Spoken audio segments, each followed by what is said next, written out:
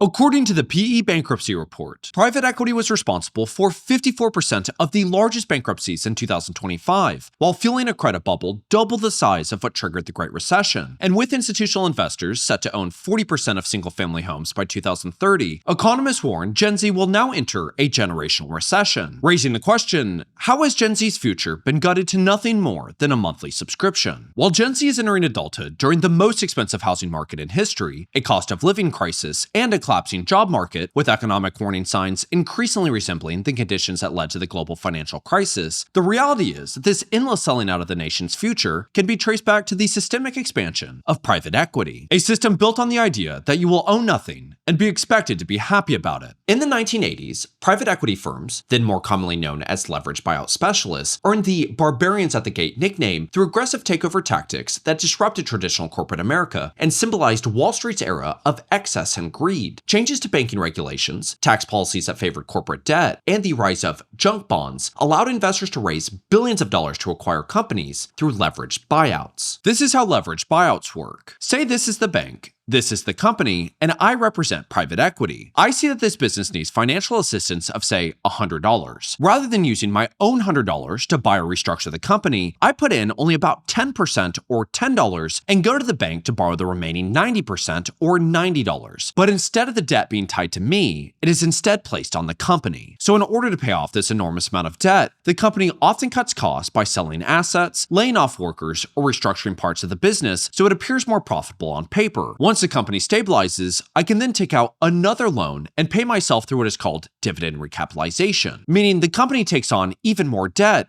while I receive a large cash payout and go repeat the process all over again, leaving the losses to be socialized through bankruptcy while the profits remain private. Between 1980 and 1989, leveraged buyouts in the United States surged from roughly $1 billion per year to more than $60 billion before the bubble collapsed in the early 1990s. As firms attempted to rebrand themselves from the reputation of corporate raiders, they increasingly adopted the term private equity. Yet despite the rebranding, leveraged buyouts only continued to expand. Rather than using their own capital for the equity portion of these deals, private equity firms began raising massive investment funds from pensions and university endowments while borrowing the remaining capital from banks and credit markets, allowing the industry to grow at unprecedented rates while the risk shifted onto public assets. Today, the top 5 private equity firms control assets under management larger than the economies of 180 countries, including Japan and India, granting them the ability to gut housing, healthcare, and job opportunities, all in the pursuit of shareholder profits. While more than 1 million Americans lost their jobs in retail as a result of private equity takeovers between 2009 and 2019, with companies such as Toys R Us having become the poster child, being saddled with more than $5 billion in debt, and ultimately laying off over 33,000 workers, the unfortunate reality is that, with a collapsing job market and rising costs of living, Gen Z is increasingly dependent on the same low-wage service and retail jobs that private equity is aggressively gutting. In the consumer discretionary sector, private equity-backed companies accounted for more than 71% of the largest bankruptcies in 2025. Even in manufacturing, an industry the United States is essentially taxing Americans billions of dollars trying to bring back, private equity-backed firms accounted for roughly 60% of the largest bankruptcies, reflecting the rate at which job opportunities for a generation already defined by underemployment and a lack of entry-level jobs are being systemically eliminated. And while the average leverage buyout results in an 18% reduction in wages, the results of this endless greed could not be more visible than in the nation's housing market. The United States currently faces a housing shortage of roughly 5 million homes, alongside a shortage of 7.2 million affordable and available rental units. But rather than address this shortage, private equity firms such as Blackstone have begun rapidly building entire communities with the sole intention of renting them out. Build-to-rent homes have risen 134% since 2019, representing the fastest growing segment in residential development and accounting for roughly 8 to 15% of all single-family housing starts in the United States. And private equity is also consuming one of the last remaining sources of affordable housing: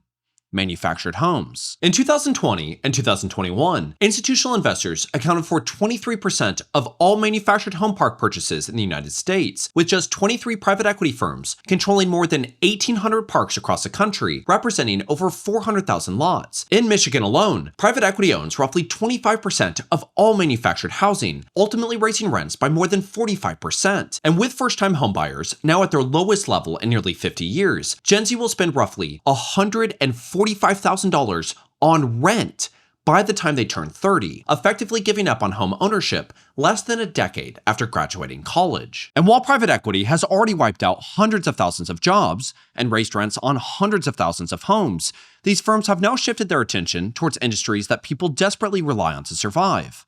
Most notably, healthcare. Private equity firms have invested well over $1 trillion in US healthcare over the past decade, across sectors such as hospitals, behavioral health, nursing homes, ambulance services, and medical staffing, often leaving these systems with enormous amounts of debt. Research has linked private equity ownership of hospitals to a 13.4% increase in emergency department deaths, and a 2.7% rise in 30-day postoperative mortality, as the very people responsible for life or death situations are increasingly treated as costs to be minimized, including salary cuts of nearly 18% and an 11.6% drop in full-time emergency department staffing. Patients at private equity-owned hospitals also experience roughly 27% higher falls and 38% more central line infections, while private equity-owned nursing homes have been linked to higher mortality and infection rates, all due to chronic understaffing, where private equity-owned companies accounted for 44% of the largest healthcare bankruptcies in 2025 and 88% in 2024. And while there are countless ways this system affects younger generations, with nearly 25% of Gen Z already skipping recommended medical treatments due to rising costs, it could not be more obvious that in the United States,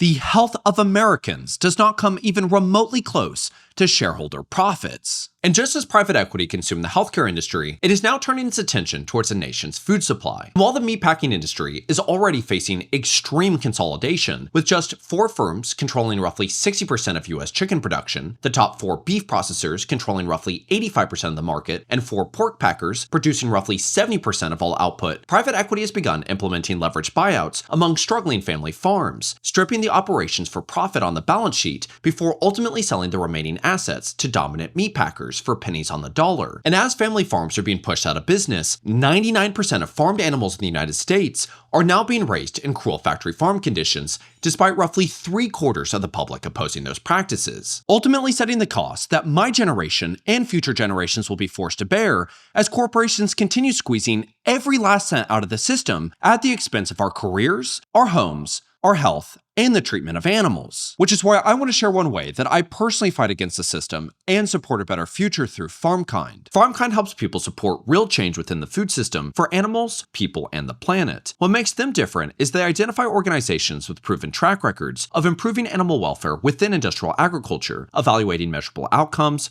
cost efficiency, and verified impact to determine where each dollar can produce the greatest improvement. For instance, a recommended charity helped to increase cage-free egg production in the US from 10% to 40% over the past decade, while also directly targeting corporations, convincing McDonald's, Walmart, and Nestle to phase out caged eggs, allowing hens the basic ability to spread their wings, while also creating more opportunity for smaller humane farms to compete. Through their platform, you can explore the charities they recommend and choose the one you want to support, or donate to their impact fund, which targets several of the most harmful practices within industrial animal agriculture, all at the same time. They also show the real impact of each contribution. For example, as little as 50 cents a day, or about $15 a month, can help improve the lives of nearly 350 animals each year. And because FarmKind itself is fully grant funded, 100% of your donation goes directly to those efforts. If you want to support work focused on the structural issues behind factory farming and the conditions that enable it, use the link in the description or scan the QR code on screen.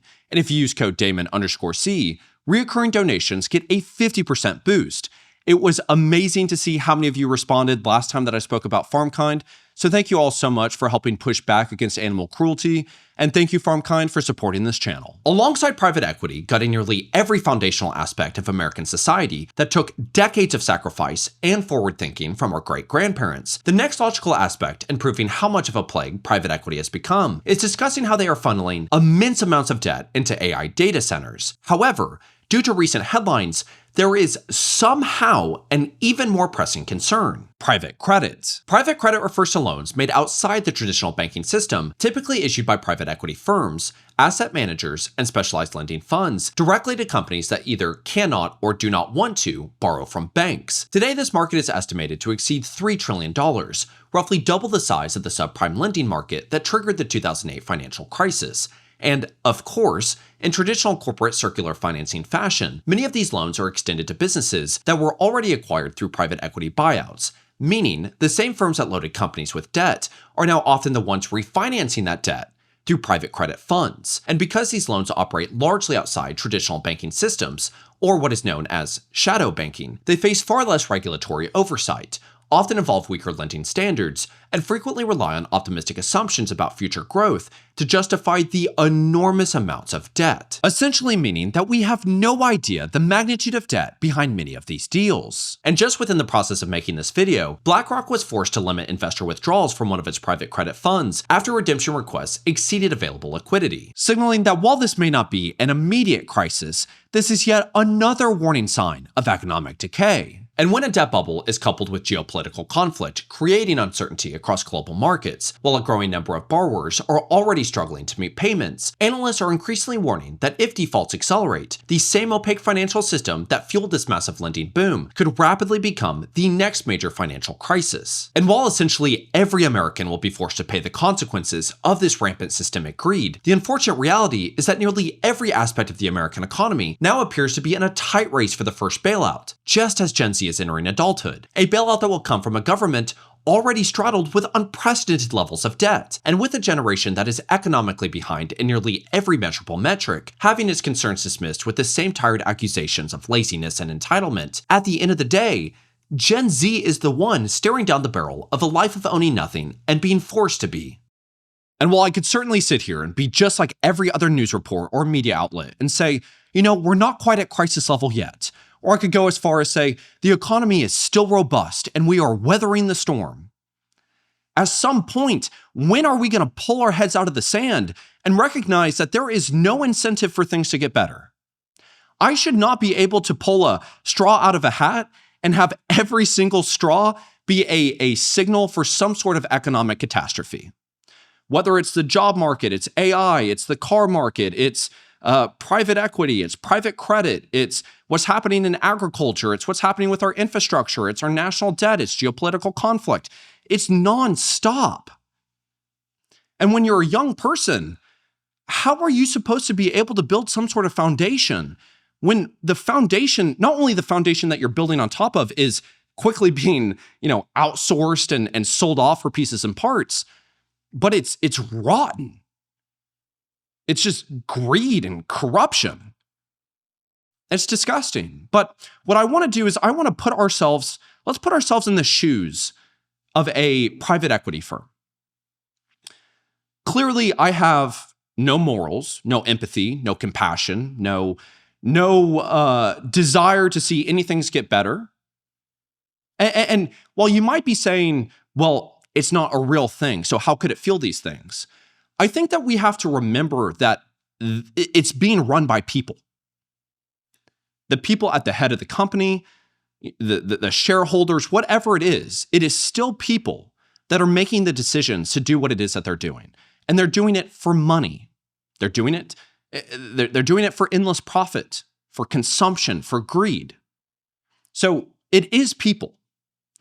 And because we're doing all of these things for shareholder profits without any sort of limit or cap, why would I not continuously gut and remove and consume everything humanly possible with every warning sign around me? Why would I not do it when I know I'm going to get bailed out? When I know I will pay zero consequences? Not only that, if, say, America does collapse, well, I'll just move somewhere else. I have enough money to be able to weather the storm. Now, America isn't going to collapse. It probably is going to end up being some sort of like shell company, corporate America. And it's going to be just like a leveraged buyout. Consume it, put as much debt as you possibly can, strip it for pieces and parts, leave the people that can't afford to leave to have to deal with the consequences, move off somewhere else. It was just... The way that I prepare for these videos is I read different things for about 3 hours a day. And then whenever I'm not at my desk working, I listen to whatever it is. It's either interviews or news reports or conferences or, you name it. For this video, it was just, you hear stories of these pension funds that are $15 to $20 million. and they get liquidated all the way down to $3,000 because of private equity leveraged buyouts that go to bankruptcy. Again, they're not putting in their own capital. They're putting in pension fund capital. These people work their entire lives for this money for it to just get wasted. There was a video of a lady explaining how her manufactured home, how the rent on the lot went up $200 a month. And the guy asked her, "So what is your plan?" And she said, "I hope to not wake up tomorrow." That was her plan. It's so sad. I'm very appreciative of what I'm about to say in terms of the support that you guys give. But one of the most common things that I see in the comment section of my videos is people saying, "Thank you for always remembering the little guy." And again, while I appreciate the support, I'm just doing what you should do. I'm doing the right thing. This isn't something that I should be getting a medal for. I don't understand why do people not care? I look at other YouTube creators in my niche or whatever you call it. And unfortunately, my niche is dominated by private equity firms buying these YouTube channels. And I watch them talk about similar things that I talk about, knowing that they are bought by private equity, knowing that their script is written by AI, and that it's an AI voice that is doing the narration. And it's so soulless. It's so fake. It's like you're no better than the very thing that you're attacking. How can you say how bad AI is when everything was made by AI? It's just for money. I don't know. I don't understand why more people aren't doing these things. It just doesn't make sense to me. And I just think it's really sad. There's so many people that are having their lives just be completely gutted. And again, you name it, pull the straw out of the hat. And it's costing hundreds of thousands, if not millions of lives. And we're pretending everything's fine. So when it comes to something like private equity, or again, any of these major things that we're discussing, one person is not going to be able to fix it.